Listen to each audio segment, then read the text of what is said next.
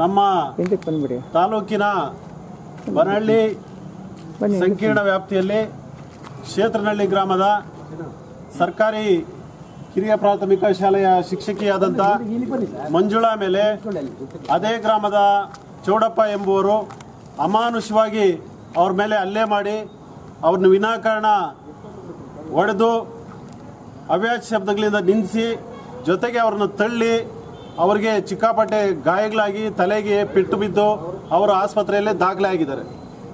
ಆ ಒಂದು ಹಿನ್ನೆಲೆಯಲ್ಲಿ ನಾವೆಲ್ಲ ಸರ್ಕಾರಿ ನೌಕರರ ಸಂಘ, ಪ್ರಾಥಮಿಕ ಶಾಲಾ ಶಿಕ್ಷಕರ ಸಂಘ, ಎಲ್ಲ ಸರ್ಕಾರಿ ನೌಕರರ ವೃಂದ ಸಂಘಗಳು ಎಲ್ಲ ಸೇರಿ ಆ ಹಲ್ಲೆಯನ್ನು ಖಂಡಿಸುತ್ತಾ ಅವ್ರನ್ನ ಈಗಲೇ ಕೂಡಲೇ ಅವ್ರ ಮೇಲೆ ಶಿಸ್ತು ಕ್ರಮ, ಕಾನೂನು ರೀತಿ ಶಿಸ್ತು ಕ್ರಮ ತಗೊಂಡು ಅವ್ರ ಮೇಲೆ FIR ಹಾಕಿ ಅವ್ರನ್ನ ಅರೆಸ್ಟ್ ಮಾಡೋಂಥ ಕೆಲಸ ಮಾಡಬೇಕು ಅಂತ ಹೇಳ್ಬಿಟ್ಟು ನಾವಿವತ್ತು ಮಾಸ್ತಿ ಪೊಲೀಸ್ ಸ್ಟೇಷನ್ಗೆ ಬಂದು ಮಾಸ್ತಿ ಪೊಲೀಸ್ ಸ್ಟೇಷನಲ್ಲಿ ಏನು ಆರಕ್ಷಕ ನಿರೀಕ್ಷಕರಾದಂಥ ನಮ್ಮ ಓಂ ಪ್ರಕಾಶ್ ಗೌಡ್ರಿಗೆ ನಾವು ಮನವಿಯನ್ನು ಕೊಟ್ಟಿದ್ದೀರಿ.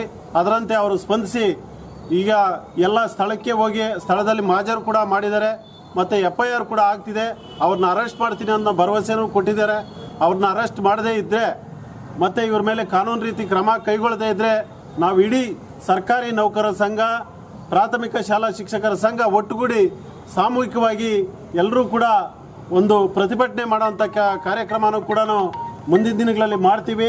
ನಮಗೆ ಏನು ಸರ್ಕಾರಿ ನೌಕರರ ಸಂಘ ಇದೆ, ಸರ್ಕಾರಿ ನೌಕರರಿಗೆ ಇವತ್ತಿನ ದಿನಗಳಲ್ಲಿ ಸುಭದ್ರವಾದ ಒಂದು ಭದ್ರತೆ ಇಲ್ಲದೆ ಇರುವಂಥದ್ದು ವ್ಯವಸ್ಥೆಯನ್ನು ನಾವು ಕಾಣಬೇಕಾಗ್ತದೆ.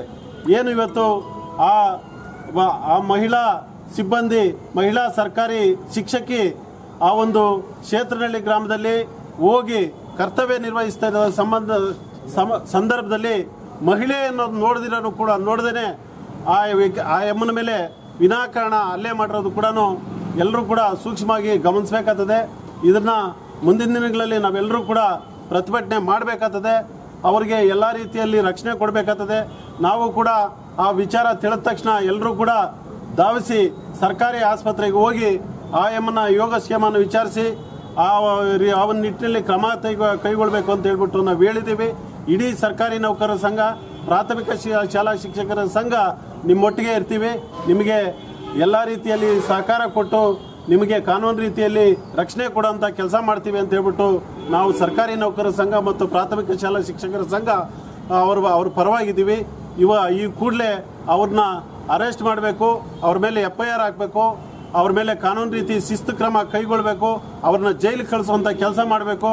ಆ ಒಂದು ನಿಟ್ಟಿನಲ್ಲಿ ಎಲ್ಲ ಸರ್ಕಾರಿ ನೌಕರರ ಸಂಘದ ಎಲ್ಲ ಸಿಬ್ಬಂದಿಗಳಿಗೆ ಮುಂದಿನ ದಿನಗಳಲ್ಲಿ ಸೂಕ್ತ ರಕ್ಷಣೆ ಬೇಕು ಅಂತ ಹೇಳ್ಬಿಟ್ಟು ನಾನು ಸರ್ಕಾರಕ್ಕೆ ಮತ್ತು ಪೊಲೀಸು ಇಲಾಖೆಗೆ, ಸಂಬಂಧಪಟ್ಟ ಇಲಾಖೆಗೆ ಮನವಿ ಮಾಡ್ತಾ ಇದ್ದೀನಿ.